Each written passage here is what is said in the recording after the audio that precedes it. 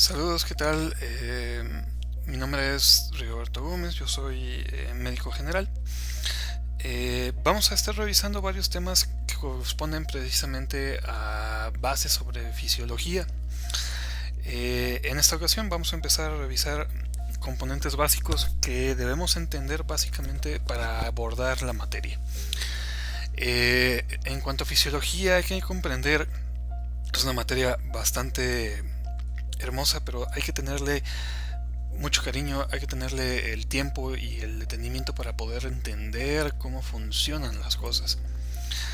Y de hecho, justamente, si nos vamos de entrada, empezando por las etimologías, vamos a entender que la fisiología, justamente, eh, se divide en dos palabras etimológicamente.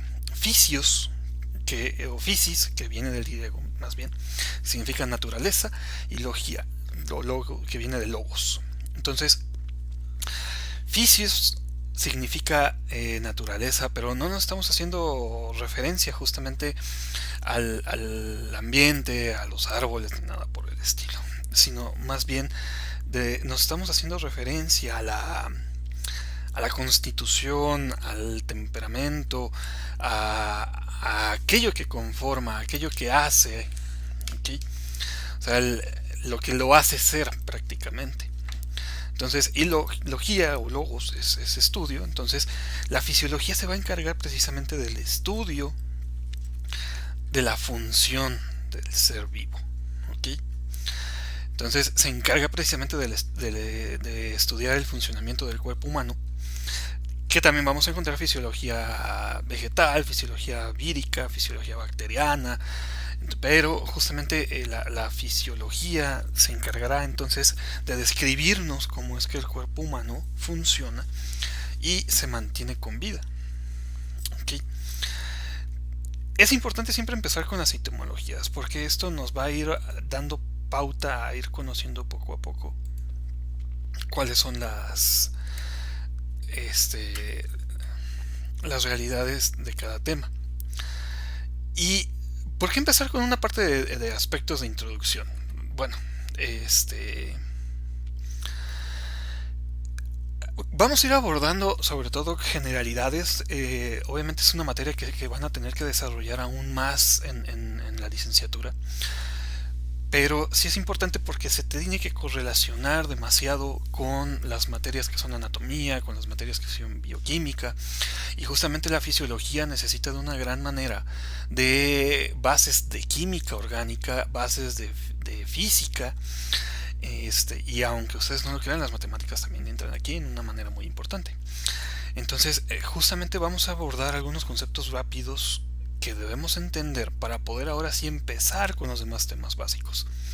Y bueno, hablando de química, justamente, sepamos de que todo organismo vivo está hecho a base de estos cuatro elementos básicos. Estamos hechos a base de carbono y se complementa todo con hidrógeno, oxígeno y nitrógeno, o sea, el famoso acrónimo CHON. Entonces, los organismos vivos sobre la faz de este planeta están hechos a base de estos elementos. Y es lo que comprendemos en la química orgánica. La interacción de estos va a ir generando precisamente distintos tipos de moléculas que al interactuar precisamente mueven o activan más bien distintas funciones. Estas moléculas se unen en más moléculas más grandes, conocidas como macromoléculas, y por ejemplo se pueden formar las famosísimas biomoléculas, que son proteínas, carbohidratos, ácidos grasos, ácidos nucleicos, y son los elementos esenciales de los seres vivos. Justamente las proteínas dan constitución, los carbohidratos dan energía, los ácidos grasos también dan parte de energía y también son reservorio energético, termodinámico. Los ácidos nucleicos funcionan como reservorio de información. Entonces estos elementos son clave en todo organismo vivo. ¿Qué otros hay que mencionar? Bueno, además de los elementos químicos con los cuales encontramos dentro del cuerpo humano, somos seres constituidos a partir de agua. ¿Okay? gran porcentaje del cuerpo humano está precisamente conformado por líquido. Y si hacemos referencia a los libros, estos nos mencionan que el 60% del peso corporal total de una persona está correspondida por agua. Entonces, si tomamos en consideración, por ejemplo, una persona promedio de 70 kilogramos, y sabemos que el 60% de ella es agua, pues bueno, esos 70 kilos, 42 kilos corresponden a agua. O sea, esta persona está formada por 2 garrafones de agua y 2 botellas de litro, ¿no? Obviamente la cantidad de líquido se va modificando dependiendo de la constitución física. Recordemos que toda persona es distinta, todo ser vivo es diferente y va a tener distintas conformaciones. Simplemente, por ejemplo, podemos observar que en personas con mayor masa adiposa, o sea, hacen más grasa, obviamente tienen menos agua. Recordemos que el agua y las grasas no se llevan muy bien, se repelen, ¿no? Y por lo tanto las personas que tienen menos masa adiposa, o que tuviesen más masa muscular, por lo general tendrían más porcentaje de agua, ¿okay? En teoría también el hombre tiene un porcentaje mayor de agua que la mujer, pero volvemos a lo mismo. Todo depende muchísimo de las características físicas y las condiciones de cada persona o de cada ser vivo, ¿okay? Ahora, el agua del cuerpo humano justamente se distribuye en distintos componentes. Vamos, no está acumulada en un solo sitio. La voy a tener distribuida en varios sitios en particular a través de todo el organismo. Y es lo que conocemos como los líquidos corporales. Entonces, de ese 60% de agua total que había en una persona, esos 42 litros que mencionábamos, de entrada se van a dividir en 2 grandes compartimentos, que son precisamente el compartimento intracelular y el compartimento extracelular.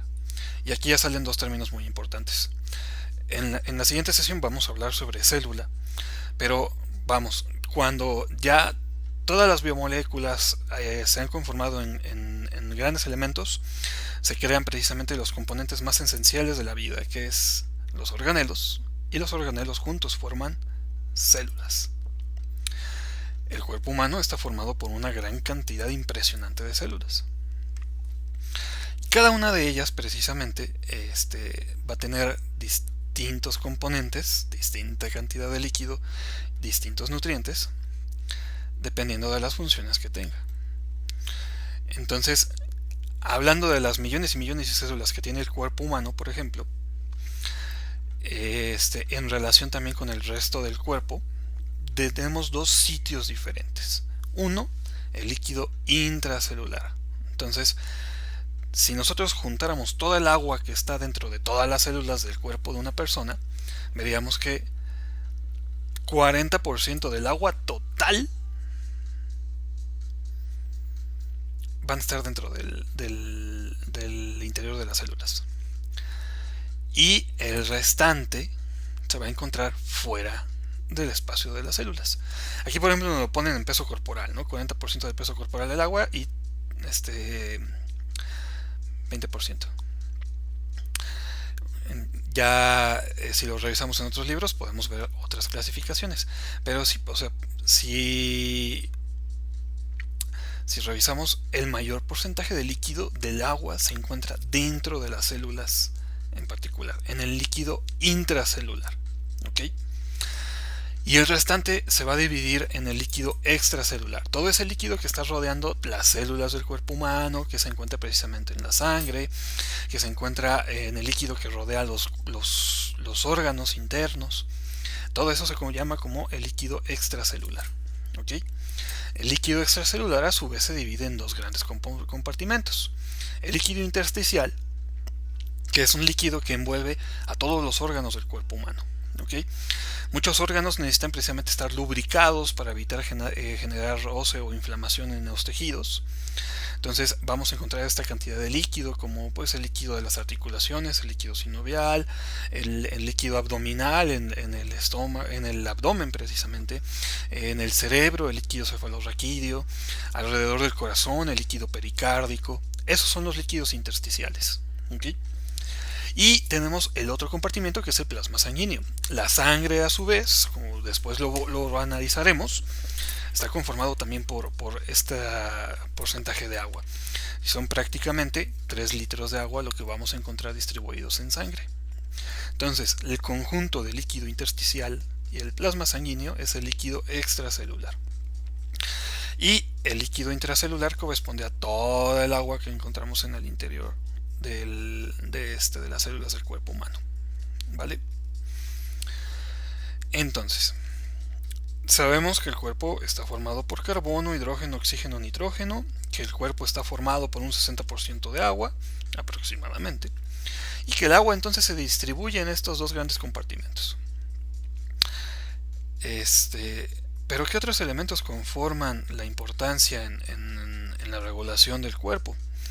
Aparte también del carbono, el hidrógeno, el oxígeno y el nitrógeno, vamos a encontrar que el cuerpo también necesita distintos nutrientes en específico para mantenerse con vida y realizar todas las funciones que se hacen, como son precisamente los iones, el sodio, el potasio, el calcio, magnesio, cloro, ¿sale?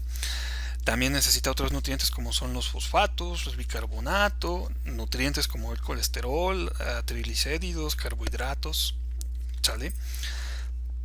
Entonces, todos estos nutrientes en particular también se encuentran distribuidos en distintas concentraciones, tanto en el líquido extracelular como en el líquido intracelular. Vamos a ver más adelante que, por ejemplo, en el líquido extracelular, las concentraciones de algunos iones son mayores que en el líquido intracelular. O sea, dentro de las células yo no necesito mucho sodio, pero por el contrario, sí necesito mucho potasio. Y al igual, dentro de las células yo voy a encontrar muchas proteínas y afuera menos proteínas. ¿Okay? Todos estos nutrientes se deben encontrar equilibrados en un punto importante.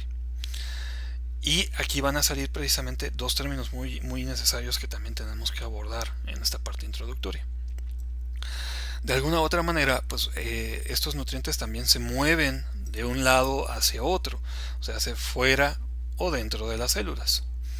Porque invariablemente pues la célula en ocasiones requerirá de estos nutrientes y en otras ocasiones requerirá eliminar también estos nutrientes. Es de aquí que salen dos mecanismos. Bueno, un mecanismo muy importante que es precisamente la ósmosis. La ósmosis, fuera de ser aquella necesidad de dormirte sobre un libro para ver si se te llena la cabeza de información, es un mecanismo químico que nos explica precisamente cómo se movilizan las partículas en dos medios líquidos a través de una membrana semipermeable. ¿Qué quiere decir esto? Si yo tengo dos recipientes, un recipiente A y un recipiente B, con un medio líquido, y en este medio líquido digamos que tengo disuelto cierta cantidad de sal, ¿sale? En el A tengo una cantidad muy pequeña de sal y en el B tengo una cantidad muy grande de sal. O sea, aquí hay poca sal y aquí hay mucha en el B. Entonces, cuando yo pongo estos líquidos en contacto a través de una membrana semipermeable, o sea que es selectiva, no permite el paso a diestra y siniestra de los componentes, yo voy a observar cómo parte del líquido del compartimiento A se va a mover al compartimiento B. ¿Y esto por qué? Porque tenemos que llegar a un mecanismo que se conoce como homeostasis. ¿Okay? Entonces, ¿qué es lo que pasa? De la parte A perdimos agua y en la parte B ganó agua. ¿Pero para qué? Para que justamente A y B tengan la misma concentración de sal disuelta en el líquido. Entonces, eso es ósmosis. Justamente este mecanismo que permite regular las concentraciones en dos medios distintos. Puede ser medio intracelular, medio extracelular. ¿Sale? Y este mecanismo sucede invariablemente en el cuerpo humano constantemente. Ahora, ¿para qué justamente necesitamos homeostasis? Pues bueno, la homeostasis vamos a entender que es precisamente el equilibrio. Es un equilibrio entre los nutrientes y los líquidos, entre un medio y el otro, a través de la membrana. Uno de los organelos muy importantes que veremos en la clase de célula es la membrana plasmática. Entonces, hablando del mecanismo de ósmosis, se debe de mantener siempre un equilibrio entre el medio intracelular y el medio extracelular. Las concentraciones tanto de agua como de nutrientes deben estar concentrados correctamente de un lado hacia otro. Y algunos se preguntarán, pero si había menos sodio afuera menos sodio dentro y más sodio afuera, ¿cómo se correlaciona? Pues no necesariamente tiene que ser con los mismos nutrientes. Podrá haber muy poco sodio dentro de una célula, pero mucho sodio afuera, pero se equilibra con la concentración de potasio. Hay mucho potasio adentro, pero poco potasio afuera. Y así sucesivamente cada uno de estos se va equilibrando de una manera con otra a la par. ¿Vale? Entonces, homeostasis, hablamos justamente de esta función de equilibrio. Permite mantener las regulaciones y la función del cuerpo estables. ¿Sale? También lo podemos ver con los líquidos invariablemente. O sea, las células se van a modificar siempre y cuando la concentración de líquidos del medio externo estén alteradas. Entonces yo puedo ver como si tengo una célula en un líquido que tiene mucha sal afuera, pues la célula se deshidrata. Si yo estoy con una célula en un medio que tiene muy poca sal, es un ejemplo nada más, pues la célula se va a hinchar. Entonces lo ideal siempre es que las células van a buscar este equilibrio, van a buscar esta homeostasis a través de los mecanismos de ósmosis y otros mecanismos que también se irán revisando más adelante. ¿Vale? Y bueno, revisando, a veces pues ya también como que se genera un poco de hambre, ¿no? Para terminar esta parte introductoria hay que hablar de dos mecanismos esenciales que debemos entender. Y vamos a poner un ejemplo del por qué la importancia de la fisiología y cómo es que se relaciona con todo. Porque ahorita nada más hemos hablado de unos conceptos de química, pero pues ¿qué tiene que ver eso con la función del cuerpo? Entonces, imaginemos justamente qué es lo que nos pasa en el cuerpo humano cuando tenemos hambre. Invariablemente pues lo que empiezas a pensar es en comida inmediatamente, ¿no? Pero para que esto hubiese sucedido, en el cuerpo ya pasaron varios elementos básicos, ¿no? Uno, las células de tu cuerpo empiezan a señalar que pues hay niveles bajos de azúcar, de glucosa, perdón. Entonces, estas señales son enviadas directamente hacia varias porciones en el cerebro. Y en el cerebro se determina, hay bajos valores de glucosa. Vamos a hacer lo siguiente. Uno, despierta el apetito. Entonces nos manda señales prácticamente al consciente para decir, sabes que necesitas comer. Y vamos a tener esta necesidad impetuosa de buscar alimento. Pero a su vez también estas señales van a irse directamente hacia el aparato digestivo y por ejemplo en particular pueden viajar directamente al hígado. Y en el hígado se van a empezar a liberar las reservas de glucosa que tenemos. Se empieza a liberar glucógeno para tratar de compensar esta baja de azúcar que hay, ¿no? Entonces ya estamos atacando esto por dos vías. Yo estoy diciéndole al cuerpo, necesito que metas más ingreso, come. Y vamos a liberar energía ahorita que tenemos guardada. Para esto también obviamente el estómago se está preparando y todo el tubo digestivo se está preparando para el momento de que nosotros vamos a recibir alimento. Simplemente el hecho de que ya esté yo pensando en comida empieza a generar un proceso de salivación. Empezamos a salivar en la boca. Ya estás saboreando el alimento que estás buscando de tu preferencia. La memoria se ha visto envuelta en este aspecto y hasta puedes decir, ay, se me antojan unos tacos. Entonces, al momento de que incluso antes estás por comer, ya el estómago ha liberado una buena cantidad de enzimas digestivas. El tubo digestivo ya está preparado también con otros tipos de enzimas para la absorción de los alimentos y degradación. Entonces se genera todo el proceso del metabolismo. El alimento llega directamente hacia el estómago. En el estómago el alimento entra en contacto con enzimas digestivas, se disuelve el alimento, pasa el tubo digestivo, se termina de disolver, se absorben los nutrientes y estos nutrientes van a pasar directamente al torrente circulatorio. Pasan a la sangre. De la sangre los nutrientes pasan al hígado y en el hígado justamente se absorberán los nutrientes que sean necesarios para reponer aquellos que ya se sacaron y se liberarán, por ejemplo, por el contrario, los otros que se ocupan. Si necesito glucosa, pues mando glucosa. La sangre sale del hígado directamente al corazón. El corazón cumple su función de bomba, moviendo la sangre hacia toda la periferia. Y nuevamente estos nutrientes viajan hacia los tejidos en particular, hacia las células. Entonces, a través de los capilares, que son una parte de vasos muy importante, estos nutrientes salen hacia el tejido, la glucosa se libera hacia el tejido y la célula recibe los nutrientes que se necesitaban. ¿Okay? Para que esto fuese necesario, simplemente tenemos que tomar en consideración que se necesitó la activación del sistema nervioso central con el sistema nervioso periférico, la activación del aparato digestivo, el trabajo del aparato cardiovascular, pero de manera tras bambalinas también está trabajando el aparato respiratorio, también están trabajando los músculos, también están trabajando el sistema endocrino. Todo el cuerpo trabaja en contexto para mantener el cuerpo humano con vida, para mantener todas las funciones del cuerpo en los valores ideales y la finalidad propia del organismo, mantenerse con vida. Entonces, esto es un ejemplo que fácil, rápido para entender dos mecanismos muy importantes, lo que es la retroalimentación negativa y la retroalimentación positiva. Cuando, por ejemplo, la célula ya ha recibido una cantidad suficiente de glucosa, la misma célula ya no deja de exigirla. Y dice, ok, ya estoy bien, gracias.